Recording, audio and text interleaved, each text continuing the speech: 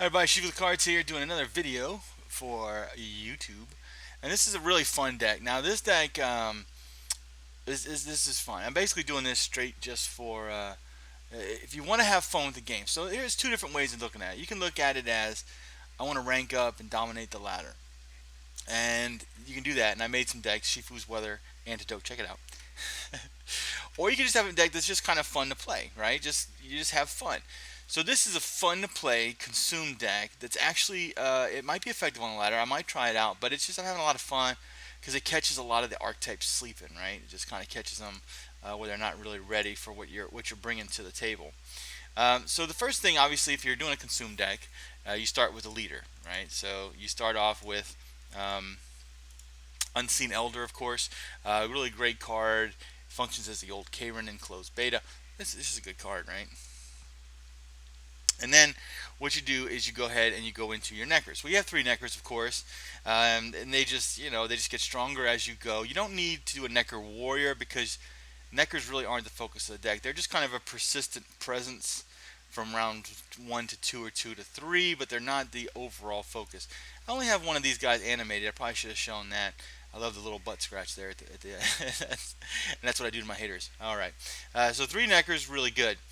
Just two Ekamaras. I'll show the animated one I have. Those are for keeps, to keep between rounds, obviously. And this deck focuses on some big keeps because I have some really cool cards that I don't see anybody else playing, and some combos that maybe people haven't really tried to utilize yet or haven't thought of. And this is a unique deck. So far, not unique, right? Necker's Ekamara. Wow, Shifu, you're breaking the mold here. Wow, even Van Warriors. Stop it. Too much. Three Van Warriors, obviously, to eat and function as getting things. Three Solano Harpies. So far, it's pretty basic standard consume fare, right?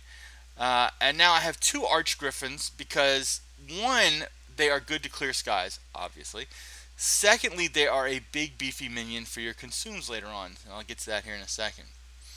Katakan, just a beautiful card, and also works really well. You can this deck really does well against Skellige.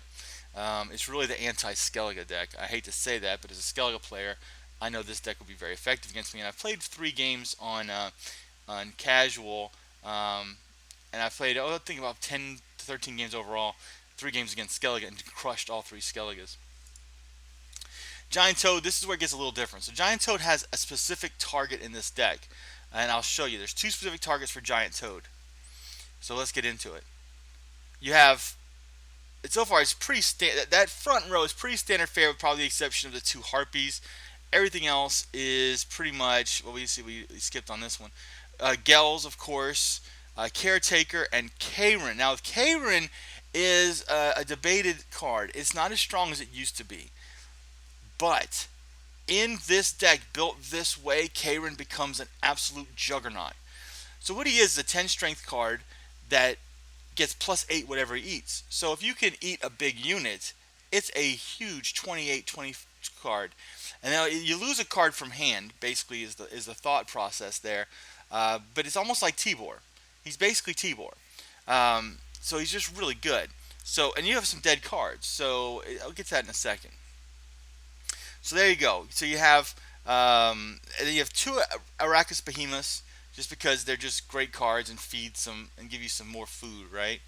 Water Hag, because you need to clear skies. Let's face it, unfortunately, you just have to have more clear skies. This is a card that I don't see anybody really playing, Manticore. It's a 9 strength card or 13 if you're behind. Well, the beauty is if you're behind, you can catch it up and then Ekamara it for a nice little 16-point keep, which is pretty good, right? Also, if you're in a certain situation, you can Giant Toad it for a 14-point Toad. Or you can Karen it for a 27-point gold. You get the idea. So it's a 13-point catch-up. I mean, this card is very crucial in this deck. I really love Manticore. So to have a deck where this kind of features is actually kind of really cool. You have 3 different ways to play it. You can Toad it, you can Karen it, or you can play it on the board for a catch-up and then Ekamara it. So it's really crucial to have a Manticore. This is another card that doesn't see play very often, or I don't see anybody playing it. Monster Nest. You can get a Drowner, which I've used constantly to pull units out of weather. You can get a Rakkus Behemoth on the spot. There's just certain things you can get. If you're playing Fog, you can get a Ancient Foglet. A lot of utility in this card. It's kind of like, what do I need at this particular moment? Let me grab it. I love this card. Monster Nest. Frightener. Now, this is I have a Frightener in here, and it can function the same way as the Manticore. It could go to play it as a normal spy. Let's say you won round one, you could play it like you would a Cantarella, for example.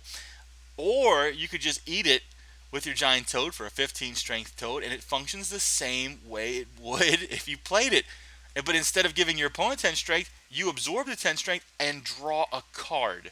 Giant toad, Frightener, super awesome synergy, and that's part of the basis of the deck. I just love the card. Now, Succubus, another card you don't see played very often, and a beautiful foil, I might add, animated. Um, there is nothing better, and I am a Skellige player. There is nothing better than taking their 18 strength Morkvarg and bringing it to your side for your own keep over. It is truly one of the more powerful cards in the game. It is phenomenal, and this is where I wanted to build the deck around with Succubus, Manticore, Frightener, things you don't see, Monster's Nest, because you get to the point where you're in the meta, and the people will build kind of the same decks with a few variations here and there, but you don't get to see all the cards. Like they're just if player X doesn't think that card is good, and there's a certain clique of the same players that play similarly, then that card just gets forgotten about. The great thing about Gwent is there are hundreds of cards, all of them viable if you find the right build. And if they don't give you a top 100 on the ladder, number one ladder, you have a lot of fun with them. There's nothing better than taking a Morkvarg with a Succubus. There's nothing better than eating a Frightener with a Toad, getting the benefit of the Spy, but keeping the 10 points. There's nothing better than playing a Monster's Nest and getting a kind of utility card at the right time. Or a Manticore, a beautiful card, playing it one of three ways. This is like a triple threat deck where you have different options at any different time. It's really a lot of fun. I really suggest you try it. Please don't forget to put that little plus vote in the column on GwentDB and Gwentify, because you know the haters are going to give me the negatives. And guys, again, for my haters out there, I love you. So thank you again for watching this show. Just have fun with Gwent. That's where I really want to leave it, right? Just have fun. It's a fun card game. Yeah, you can grind and level and feel bad and want to beat your head against the wall because it's frustrating because you go against your 100th spell Soyatel or your 1 millionth Nilfgaard or whatever the current awesome thing is that you're watching this video. But even if you don't build this deck, the key to me is just have fun with this game. This game's amazing. It's amazing. And that's what I hope to teach. Come to my stream. I stream every day. Come to see my stream and have fun, man. Let's hang out and have fun. Play these cards. Try Manticore. Try Karen. The old Karen's back, baby. Have a good one. Shifu the Card signing off. Follow me on Twitter. I shoutcast the pass floor and bowstring tension cup. I'm on YouTube, post videos all the time. I'm on Twitter, Twitch every day. Thank you to CDPR for making this game possible, and thank you all for watching. Have a good one. Peace.